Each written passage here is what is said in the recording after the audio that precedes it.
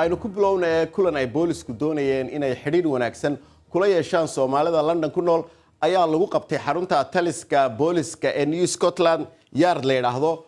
ujeedada kulankanina waxay ahayd sidii dhalinta Soomaalida iyo boolisku ay isla shaqeyn lahaayeen loogana hortagi lahaa dambiga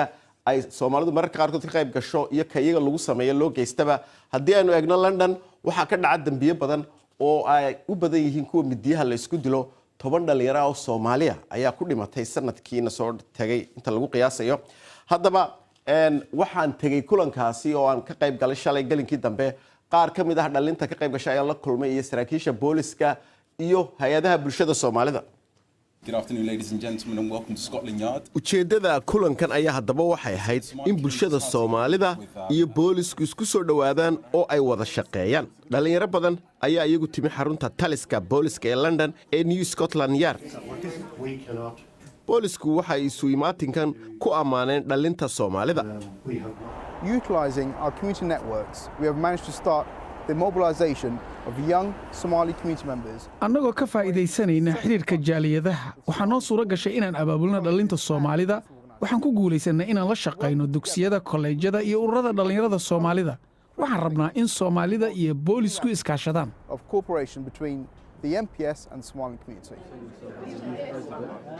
xubno ka tirsan booliska oo Soomaali asalkoodu yahay ayaguna qayb ka ah kulankan ay ciidanku doonayeen inay bulshada Soomaalida kula shaqeeyaan si looga hortago dambiyada dhalinta Soomaalida ee ku nool dalkan UK waxay waajahayaan dhibaatooyin kala duwan si taas loo xaliyo ayaana xiriirka labada dhinac la doonaya in kor loo qaado oo la hagaajiyo waxaana qiime lagu sameyn doonaa 6 biloodba mar knife crime kii waa arin cusub county line la yiraahdo xabsigii baan ka buuxnaa shir la iska hadlay kalimaha maanta waxaan la tashaday commissioner Cressida iyo teamka engagement ka London marka waxaan ku yiri objectives baan inii dhibanaa haddaan Somali community nahay kow laba saddex whatever aan decide karayno anagu wixii aan ku tashano saddexda objective baan inii dhibanaa waxaan doonaynaa in baraka commanderski objectives kan to deep ay la tashadaan Somali community gaar local level markaas insha Allah adigu muddo 6 months marka noqoto evaluation ma ku sameeyna waxaan eeganaa dib baan u baarnaa wax xagee marayaan booliska London ayaa iyagu waxay daba rajeynayaan in kulankan uu qayb weyn ka qaato sidii xal loogu heli lahaa oo loo furdaamin lahaa dhibaatooyinka dhalinta Soomaalida la soo gudboonaada shirkan ka dhacay Scotland Yard waxa uu ka mid yahay shirar badan oo laga hadlay arrimaha dambiyada mindiyaha mukhadaraadka dhalaanka badan ee Soomaalida ku jira jeelasha waxaas oo dhan marka la isku soo duubo dad badan ayaa cilmiga bulshada bartay waxay leeyihiin dhibta ugu weyn waxa weeyaan xagga qoysaska Soomaalida oo burbur ku yimi ama aabihii aanu kaalintii loogu baahnayd ka qaadanayn laakiinse kuma eedayn karno qoyska Soomaalida dhibaatooyinka taagan waa dhibaatooyin badan oo lala wadaago Soomaalida ee waxay tahay inay tirada Soomaalida ee dhibta ku jirta sii badanayso gaar ahaan markaad eegto imika qurbaha oo meelo badan oo caalamka ah dhalinyaro badan oo Soomaaliya ay jeelasha ku badanayaan isla markaana ay qayb weyn ka yihiin suuqa mukhadaraadka daayarta ka qayb gashay shirkan ka dhacay xarunta taliska booliska London waxay doonayaan in ciidamadu ay dhiirigeliyaan dharinta isla markaana la wada shaqeeyo iyo police marmar waxa dareemana inuu target waxaas hano so shirka waxa rabna hano si inagu iyo police inuu positive relations maanon sida kabacdi ciyaalha caawin buu wax karan police-ka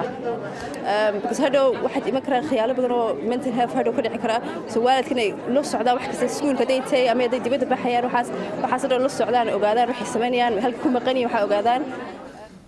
laakiin boolisku dhankooda waxay waalidiinta iyo dhalintaba siiyeen talooyin la xiriira sida looga gaashaaman karayo falalka dambiyada iyo sida ay isu caawin karaan dhalinyarada dhexdooda iyagoo garab ka helaya waalidkood waxa ugu weyn ee aan dadka u sheegaynaa waxa weeye si ay qoysaskooda uga ilaaliyaan faldanbiyaadka aanu London ku aragno aad u feejignaada haddii aydun wax dhib ah aragtaan ama dareentaan cid aan ku kalsoon tihiin u sheega booliska u kaalaya ama macallin ama qof ka tirsan jaaliyadiina waalidku carruurtooda ha ogaadaan oo ha ka warhayaan ha u fiirsadaan calaamadaha muujinaya inay dhib ku jiraan carruurtiina waxyaabaha fiican ku mashquuliya waalidka dhankooda ayaa iyaguna ka dhiibtay ra'yigooda sida ay u arkaan bal in wax loo hagaajin karayo Aamina Xuseen oo ah hooyo ka soo qayb gashay shirka ayaa iyaduna ila hadashay wallahi waalidiinta maxaa laga rabaa inay ilmaha la hadlaan oo time oo spend garayaan oo la socdaan saaxiibayaashooda iyo meeshay joogaan iyo say u celiyaan insha allah oo ilaahay insha allah u badbaadiyo bidnillahi alkariim.